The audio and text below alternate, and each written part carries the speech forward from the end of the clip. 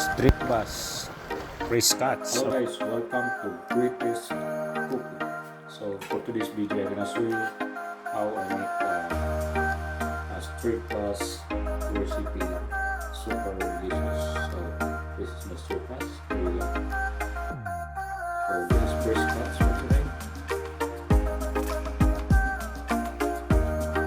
So I'm gonna fillet my street bus. It's already clean. I just remove the scale and the intestine, and now I'm going to fillet or the bone. This is very easy. Make it sure your knife is sharp and be careful when you do this. So just follow the procedure how I make it. That's the first side already done, and the next thing is the next and the other side. So just same procedure. Just make it sure the tip of your knife is into the bone, so there's no meat. Just to make it sure the meat is off from the bone, so there's no meat left sticking to the bone.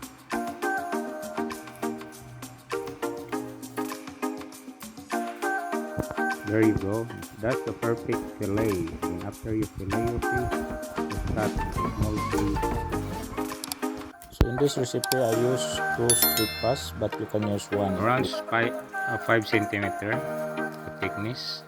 Add seasoning, ground black pepper, some aromatic, garlic powder, salt, and I add around 2 tablespoons of oyster sauce. Mix well, so incorporate the seasoning and add all-purpose flour of 1/4 cup, then mix it all over, then mix very well and be gentle to avoid this part. So slice some garlic and onion here, around 5 cloves of garlic and then 1 piece of onion. Just small dice for the onion, then the garlic is minced very well. So I have some bok choy here, which is how to use. So just remove the head. Well, it's up to you what kind. You can add some vegetables, whatever you have, like cabbage, or what I like bok choy. So it's no green. And wash after you cut. Now the oil is hot, so I add my breaded fish fillet.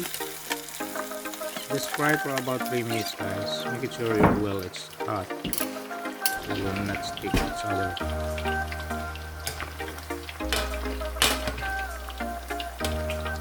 And mix after 2 minutes. Just there for a while, just to make sure it's cooked evenly. Then going to set aside after frying for 2 minutes. Don't overcook, so fish is still juicy. Crispy outside, juicy inside. There you go. And remove the oil. Same pan, let it brown. Put a bit of the oil. Add your chopped onion. Stir it for around 30 seconds until the aroma will come out. Cornstarch. Add garlic and slurry. Same thing. Saute for 30 seconds using high heat until light golden brown. Add some. If you have fish stock, you can add fish stock, but I use water on 1 cup. 2 tablespoons of soy sauce. That's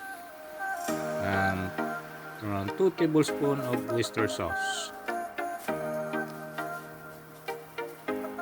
ground black pepper or crushed pepper, a little bit of salt to taste, then mix or stir it, and then let it boil before you add your bok choy stock.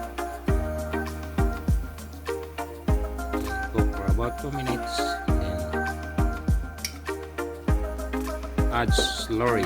Slurry is a mixture of water and cornstarch to make your sauce thick. So that's the thickening agent, guys. So the ratio is 1:1. 1 tablespoon of water, 1 tablespoon of cornstarch. Add fried crispy. Then add your bok choy leaf.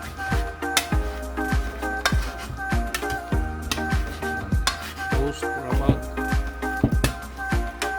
2 minutes to make it sure the bok choy is not overcooked. And I slice a couple of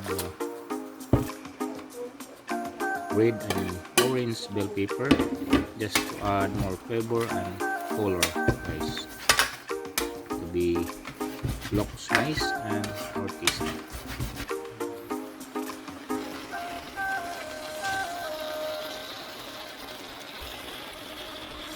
So there you go. That's a straight bass stir fry. Very fresh and healthy dish. So if you like this cooking procedure, just give me a thumbs up, and if you don't not subscribe yet, please don't forget to subscribe. Great soup cooking